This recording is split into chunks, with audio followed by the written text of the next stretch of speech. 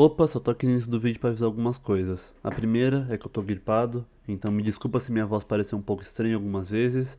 E a segunda é que dá pra ouvir minha cadeira rangindo de fundo, então por favor, só ignora isso. Opa, tudo bem? Eu acho que todo mundo aqui já ouviu falar uma vez na vida sobre Lost Media. Para quem não sabe, é quando alguma espécie de mídia, por exemplo, sendo um arquivo ou um vídeo, acaba se perdendo e sendo quase impossível de se encontrar. E no mundo dos jogos isso não seria tão diferente?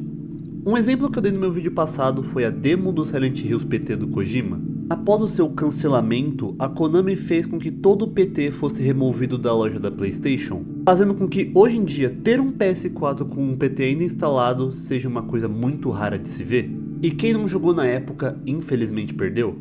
Mas antes da gente entrar na história de hoje, eu preciso contar uma história pessoal pra vocês. Quando eu era criança, eu nunca fui de jogar videogame. Eu tinha um PS2, só que eu quase nunca encostava nele. Isso mudou no Natal de 2014. Nesse dia, eu ganhei um Xbox 360 e junto dele veio o Halo 4. Eu lembro até hoje da primeira vez que eu coloquei o disco no console. Eu joguei aquele jogo por horas e horas, até o DVD quebrar. Foi por causa de Halo 4 que eu simplesmente fiquei fissurado na franquia. E quando eu digo fissurado, é fissurado mesmo. Jogos, filmes, livros, HQs, eu ia atrás de tudo. E sem exagero nenhum, eu joguei todos os jogos. E todos, zerei todos. Halo 1, 2, 3, 4, 5, Infinite, Halo Wars 1 e 2, Reach, ODST, Spartan Strike, Spartan Assault e até mesmo Fighting Raven, aquele jogo de fliperama que é basicamente impossível de se achar no Brasil. Halo virou mais do que uma franquia pra mim, virou uma coisa que acompanhou eu durante vários anos da minha vida.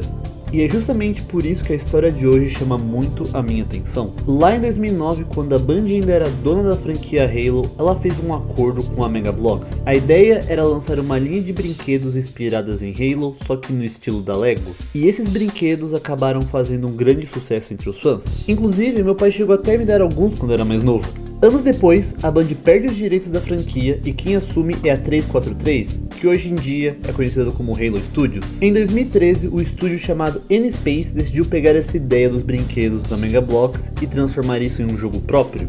O nome era Projeto Hager. E é sobre isso que eu quero falar hoje, um jogo que tinha um potencial enorme, ideias bem diferentes do padrão da franquia, mas que infelizmente nunca foi lançado. Hager seria completamente de tudo que Halo já tinha feito até então. O jogo se passaria numa dessas mega estruturas espalhadas pelo espaço que carrega o nome do jogo, um Halo.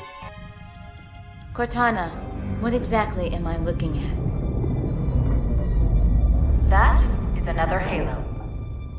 Mas misturado com exploração, combate, humor bem no estilo dos jogos Lego, era claramente uma tentativa para atingir um novo público sem abandonar completamente a identidade da franquia. Depois de muito tempo pesquisando, eu encontrei alguns motivos para o cancelamento do projeto. O primeiro motivo é que a Microsoft queria focar totalmente no Xbox One e deixando o Xbox 360 de lado. O segundo motivo era que eles estavam dando prioridade a projetos maiores.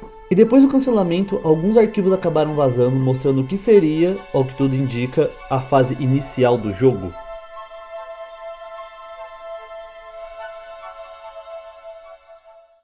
A fase começa mostrando um Pelican que havia caído e que o nosso objetivo é atravessar o mapa até chegar em uma torre do outro lado. Conforme a gente avança na fase, dá pra perceber um detalhe muito legal. Os modelos de personagens, armas, veículos e até objetos do cenário são idênticos aos brinquedos da Mega Bloks. Tudo parece ter sido feito para parecer uma versão viva dos brinquedos.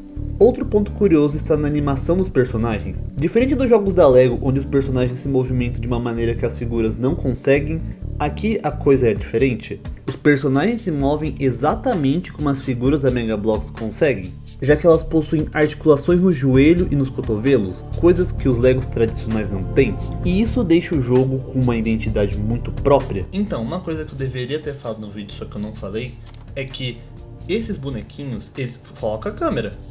Boa! Esses bonequinhos, eles acabaram passando por gerações. O que isso quer dizer? Que esse daqui é completamente diferente desse aqui. Esse aqui, como dá pra ver, a armadura dele é mais detalhada e dá pra soltar as pecinhas da armadura. E a articulação do braço desse daqui é mais universal, vamos dizer, né? Ela vai pra cima, pra baixo e tem uma articulação aqui que dá pra você girar, ó, por exemplo, pra ficar assim, o bracinho do personagem. Enquanto a da perna é essa aqui mais padrão. Enquanto os da primeira geração, eles são assim. O bracinho só vai pra frente e pra trás, e da perna continua sendo a mesma coisa. O sistema de combate foi uma das coisas que mais me impressionou. Seria possível usar vários tipos de armas. Cada personagem poderia carregar até 2, além de granadas, e ainda teria um pulo duplo. A inteligência artificial dos inimigos não seria tão difícil, já que o foco principal do jogo seria o público infantil. Agora, sobre o level design, ele iria lembrar bastante os mapas de Halo 1 e Halo 3, misturando detalhes do ambiente com um caminho linear, mas com áreas de exploração que acabam servindo como um complemento na hora de construir, algo que eu vou falar mais pra frente. A troca de personagens lembraria bastante o Lego Batman 1. Existiriam totens ou plataformas específicas onde você podia trocar entre os personagens e cada um deles teria sua própria habilidade. O Master Chief, por exemplo, poderia criar um escudo em torno de si, e o segundo personagem poderia ficar invisível. O problema é que essas habilidades não parecem ser tão essenciais quanto nos jogos Legos tradicionais. No Lego Batman, por exemplo, cada traje tem a sua função específica, mas aqui isso não é tão presente. A única justificativa que eu vejo para isso é a escolha de dificuldade, tendo em vista que teríamos boss fights e outros tipos de desafio durante o jogo.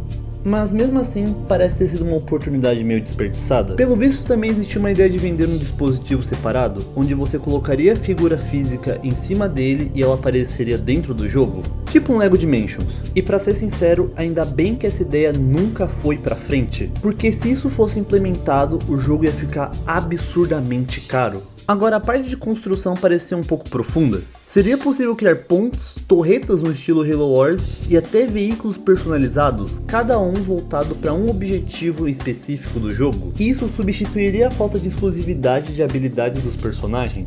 Para construir cada coisa seria necessário encontrar as blueprints espalhadas pelo mapa. Além disso, você teria que coletar as pecinhas que aparecem durante o jogo. E isso é muito interessante, porque nos jogos da Lego elas funcionam como uma moeda de troca, mas aqui elas teriam uma função totalmente diferente, ligadas ao progresso do jogo. O mais curioso é perceber que várias dessas ideias acabaram aparecendo de alguma forma em outros jogos da franquia, como em Halo Infinite, por exemplo. Por fim, conseguimos chegar até a torre e ativá-la, e é nesse momento que a fase se encerra.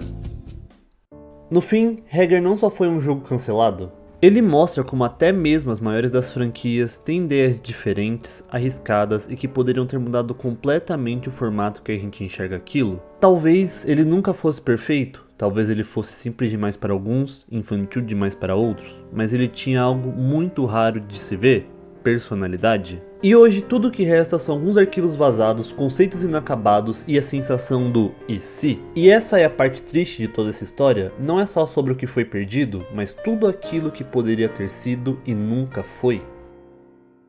Opa! Se você chegou até aqui, muito obrigado por ter assistido. Se puder deixar um like, compartilhar o vídeo para alguém que vai gostar do canal ou até mesmo se inscrever, isso estaria me ajudando bastante. O vídeo que eu utilizei para fazer esse aqui vai estar aí na descrição. Bem, eu acho que é tudo isso que eu tinha para falar. Tchau.